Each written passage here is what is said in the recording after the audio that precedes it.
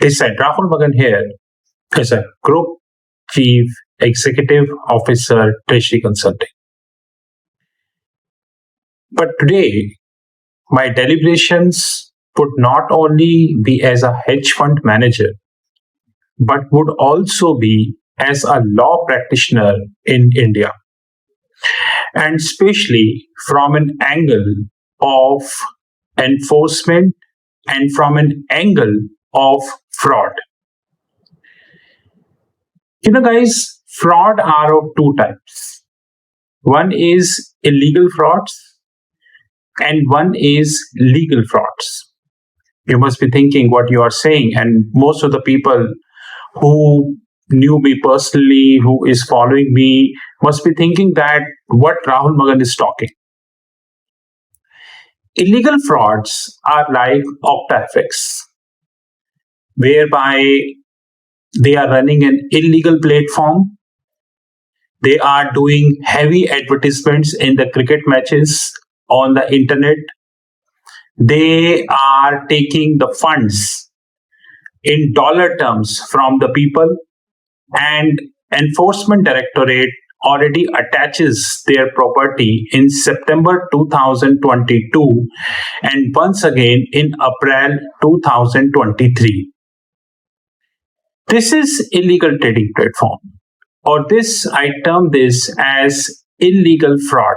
By the way, let me confirm you one thing, that illegal fraud examples are not short. I have many examples of illegal platforms. There is one thing which is known as legal frauds, which means when you do the fraud, then it ends up become legal. It means that fraud would get the white coating. And here the leading examples are the big fours, which means Deloitte, KPMG, PwC and EY. I repeat, EY, KPMG, Deloitte and PwC. Not a single day has been passed, not a single week has been passed when there is no news about these big fours are coming up in the public. And the beautiful fact is that these platforms are never been restricted in India. I mean to say, in India, EY, KPMG, Deloitte and PwC, they not find any of the times. And I completely fail to understand on what grounds. Today, being a law practitioner in India, I would be linking, in our legal parlance, there is a term called interplay. Now, interplay means when one act having multiple sections and few sections are connected with each other, this is called interplay. Or sometimes when we have two different acts, example, we have Companies Act 2013, we have Arbitration Act, and there is a section in Companies Act and there is a section in arbitration which is being interplayed. This is also known as interplay. We all know that EY, KPMG, Deloitte and PwC work with local partners in India. And the definition of the local partner is that they are holding our local setup in India who is taking care of the audit and non-audit work. How professional the auditing is done by these institutions, we are completely aware about that. Not long ago, Honorable Supreme Court of India upheld the constitutional validity of Section 145. I repeat, Honorable Supreme Court of India upholds the constitutional validity of Section 145 of Companies Act 2013. And in this, Deloitte is a party.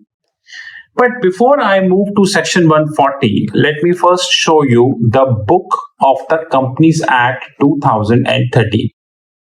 This book is really a brilliant book. Although this is a bare act, but having said that, I have the commentaries also, and as the time would progress, I would be speaking from commentaries. But today, I am talking from the bare act. Now, here I am going to section 132. Let me repeat, section 132. Companies Act 2013 is really very interesting act. The reason being, to understand Companies Act 2013, you have to have a background of financial market. You need to understand the role of auditors, the annual reports, the balance sheet, the cash flow statement, the remuneration, the stakeholder relationship committee, the independent directors, and more importantly, how these things work. Because if you mug up these sections without knowing the practical applicability of these things, then it is only a mugging exercise. But having said that, if you know the practical piece and then you are learning, then you would end up being a master. Now, Companies Act 2013, Section 132, I repeat, Companies Act 2013, Section 142, talking about an institution which is being incorporated by the government. And by government, I mean the central government. And that institution is termed as National Financial Reporting Authority. Let me repeat, National Financial Reporting Authority, which is also known as NFRA. Let me repeat, NFRA. Now, the duty of the NFRA and in US, which is PCAOB, and in UK, we have FCA, Financial Conduct Authority. Now, it more or less, I'm not saying it is cent to cent same, but it is more or less same. But having said that, the professional capability, the act, and many other things which defines PCOAB, read with FCA, which is called Financial Conduct Authority, is completely different as compared we are having NFRA, which is National Financial Reporting Authority. In short, NFRA, which is also known as NAFRA, is created under Section 132 of Companies Act 2013. But the prime responsibilities of NFRA is to make sure the matters relating to accounting and auditing standards, I repeat, accounting and auditing standards. Now, let me first read for you.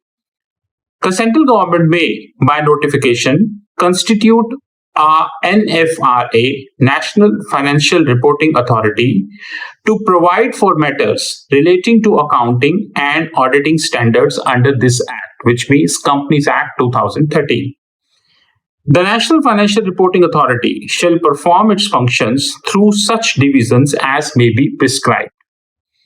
In spite of anything contained in any other law, for the time being in force, NFRA shall, number one, make recommendations to the central government on the formation and laying down of the accounting and auditing policies and standards for adoption by companies or class of companies or their auditors as the case may be. Please take a note, this is the bare act. This is a legal book. You cannot say this is not a legal book. Yes, EY, KPMG, Deloitte, and PwC and their respective heads, they can easily say this is not a legal book, this is comics. The reason being, and specifically talking about EY, then there is hardly any scandal which EY not done. Hardly any scandal. Very recently, they being fined around 100 million US dollars. Let me repeat, 100 million US dollars, and that tantamounts to around 820 crores in Indian rupee. Let me repeat, 820 crores in Indian rupee. Irrespective of having that, Einstein and Young is surviving in India, and the sectorial regulators like Ministry of Corporate Affairs, Securities and Exchange Board of India, Reserve Bank of India, and respective, they are claiming they are doing their duty. Now, I further repeat, make recommendations to the central government on the formation and laying down of accounting and auditing policies and standards for adoption by companies or class of companies or their auditors, as the case may be. Monitor and enforce the compliance of auditing standards and auditing compliance with accounting standards and auditing standards in such a manner as may be prescribed. Can I ask one question from the chairperson of NFRA, that what compliance you have done as far as the accounting and auditing standards are concerned? Infrastructure, leasing and financial services, Diwan Housing, PMC Bank, Yes Bank, and the list is endless. Trust, the list is endless. What compliance you have done in this regard? Where was NAFRA, National Financial Reporting Authority, when the auditors in connivance with the top management were doing that? Please be rest assured the judgment which is cited by Honorable Supreme Court of India, whereby Honorable Supreme Court uphold the constitutional validity of Section 145, subsection 5, and where Deloitte is a party, I would be covering this on my YouTube channel. But having said that, if you read the legal book, though Bear Act, then one thing is very clear, that there is hardly any compliance as far as the accounting standard and auditing standards are concerned. But yes, on paper, the compliance is here. Oversee the quality of service of professionals associated with ensuring compliance with such standard and suggest measures required to improve in quality of service and other such related matters as may be prescribed. Where is the quality of standard? Almost every month, either Deloitte, KPMG, PwC, or EY, they're being fined somewhere in the globe. Now, and the most important thing, when they're being fined, it means settlement. Either they are settling with the regulator of that country, but who will settle? If you did nothing, if your auditing qualities were good, if you thoroughly audit the company, then why you wanted to settle? Tell me one thing. Why do you want it to settle? Because a person who did the right auditing, he would never settle the things. Only the person who did the compromised auditing, he would settle the thing. Because the right auditor never settled the thing.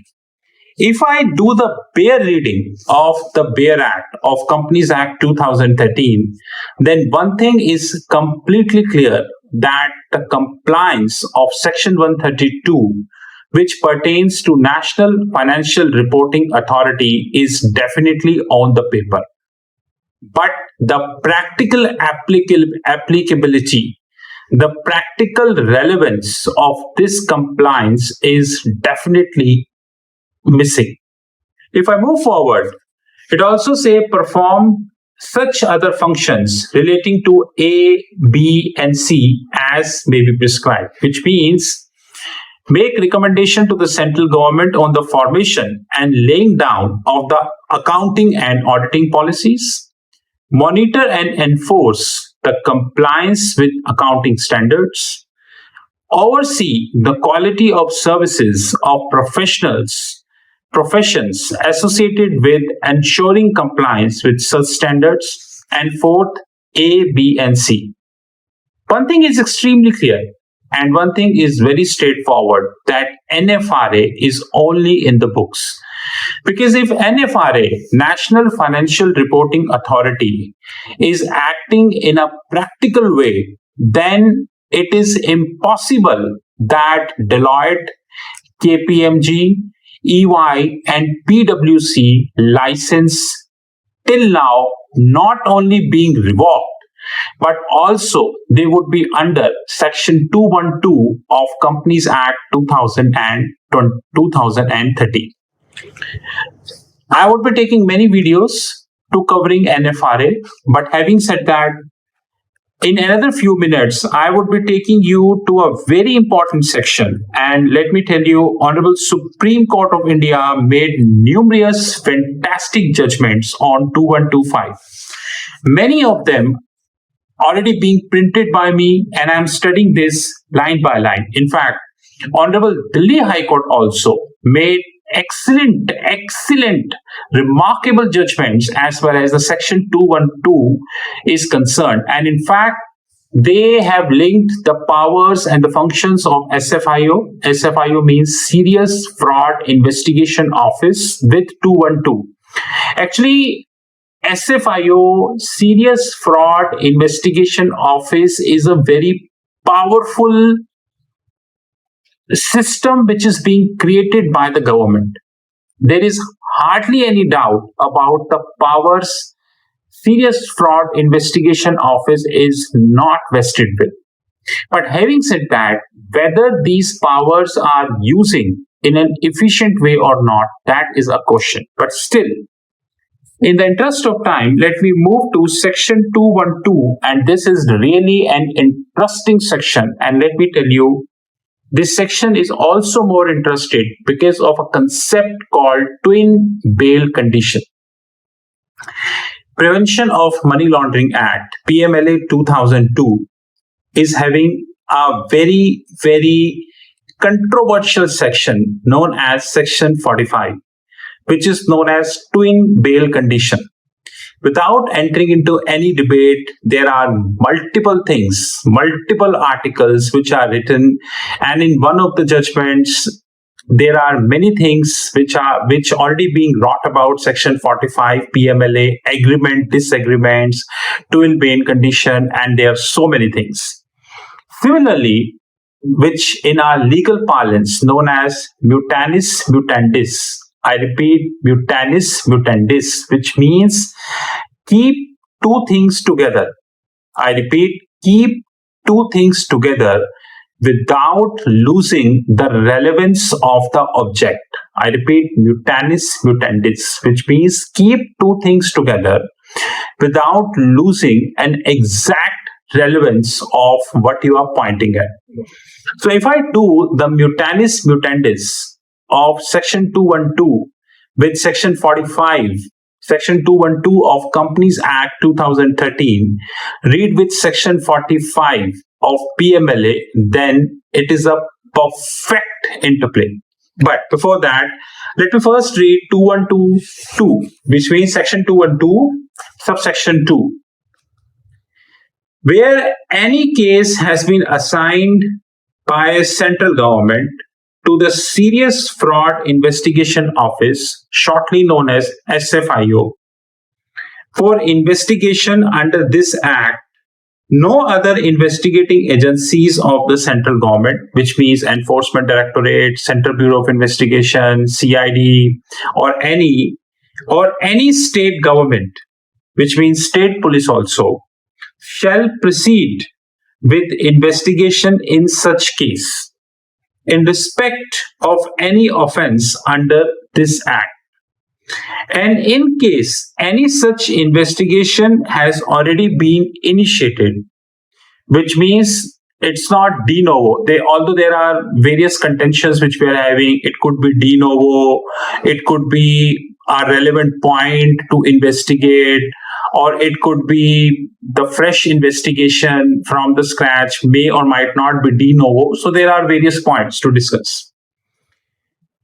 Okay, the state government shall proceed with investigation in such case in respect of any offense under this Act, and in case any such investigation has already been initiated, it shall not proceed further with and concerned with the concerned agency shall transfer the relevant documents and records in respect of such offences under this Act to SFIO.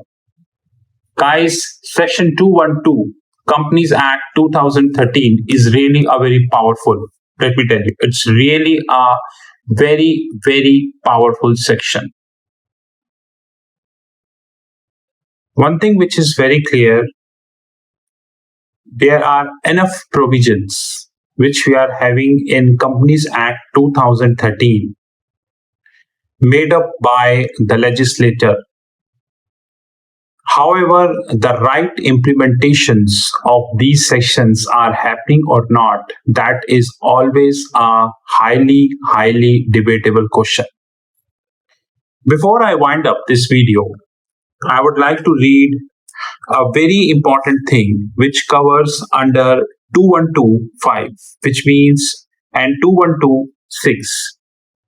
The company and its officers, it means the company who is subject to have fraudulent accounts, fraudulent financial reporting, just like we had in Diwan Housing, we had in infrastructure leasing and financial services, we had in Yes Bank, we had in PMC Bank, and the list is endless.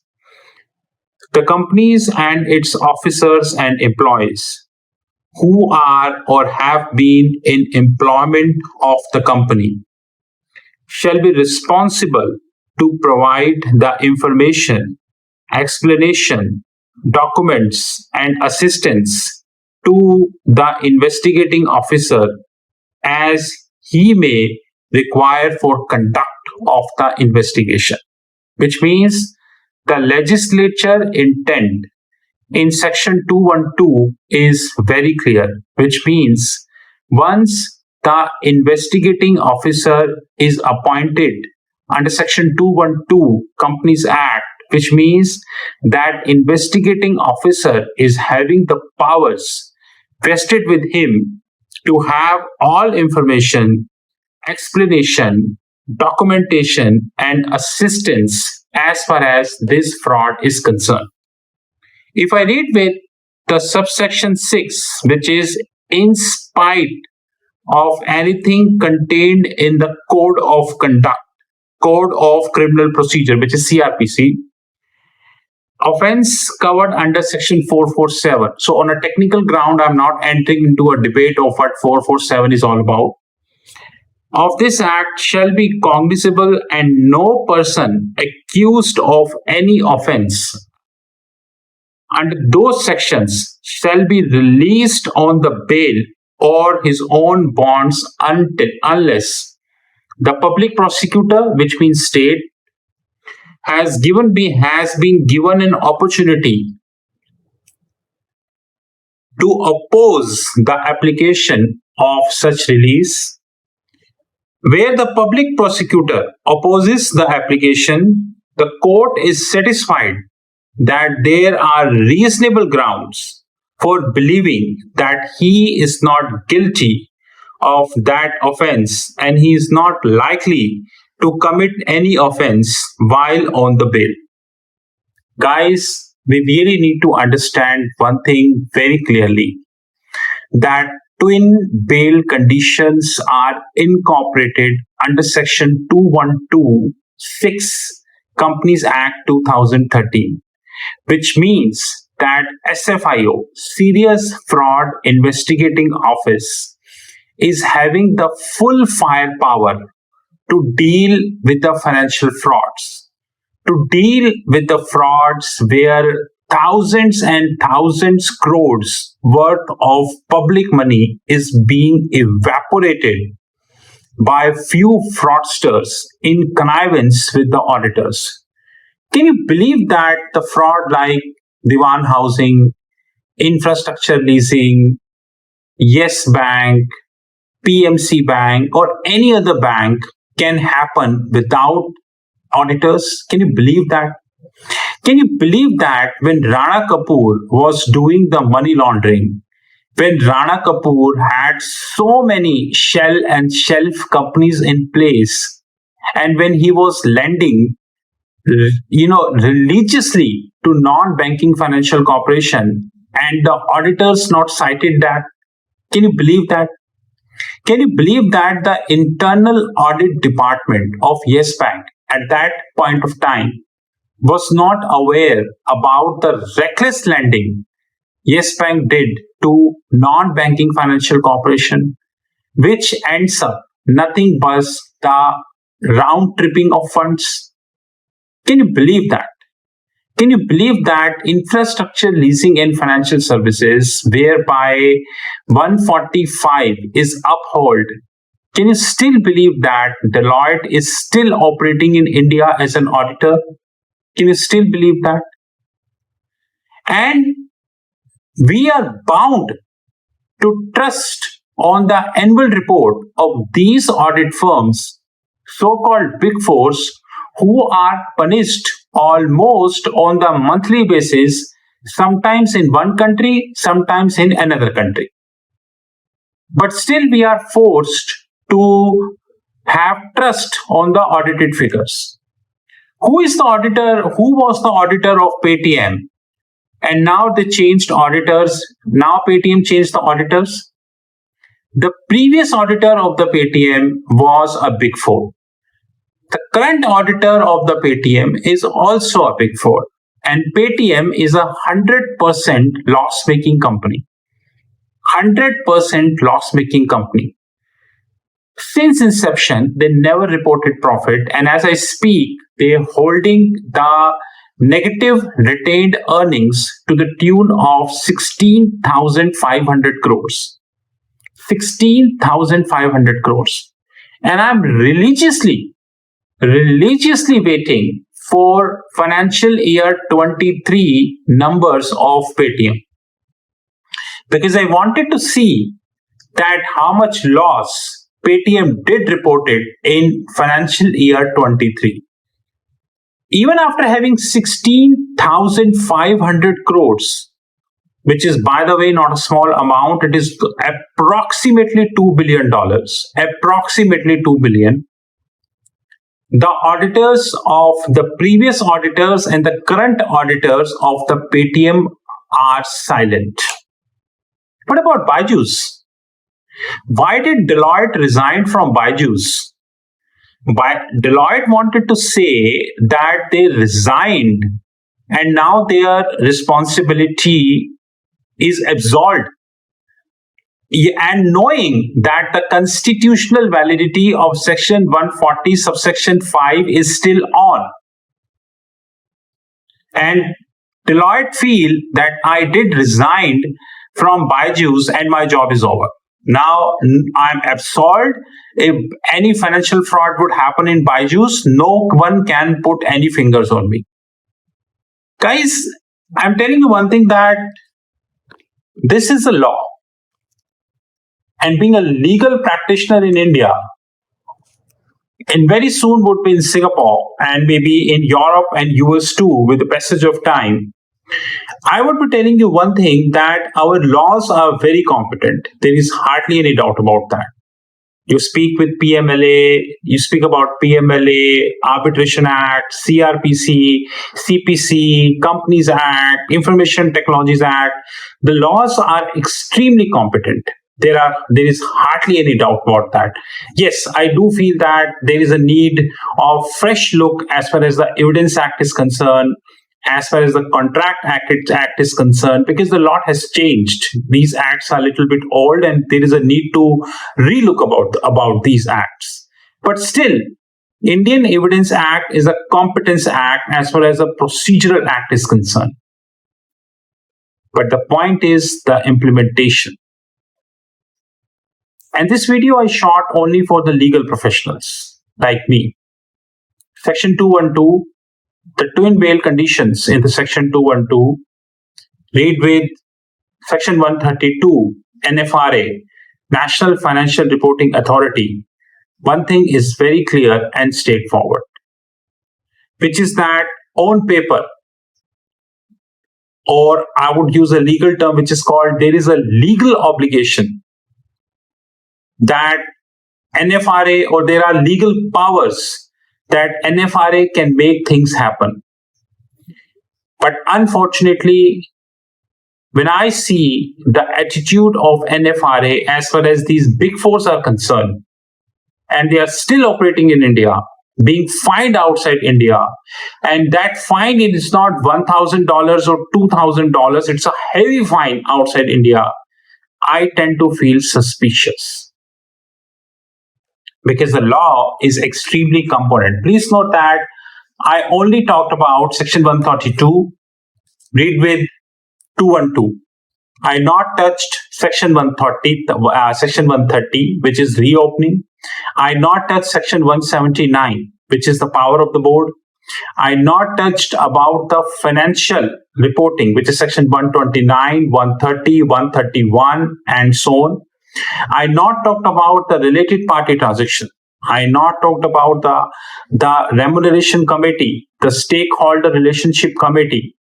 There are enough things to talk, but with the passage of time.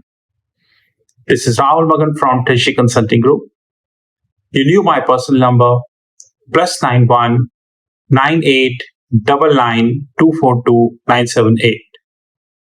Ladies and gentlemen, I'll assure you, sooner or later, we have a diverse set of videos on our YouTube channel covering international law. Thank you.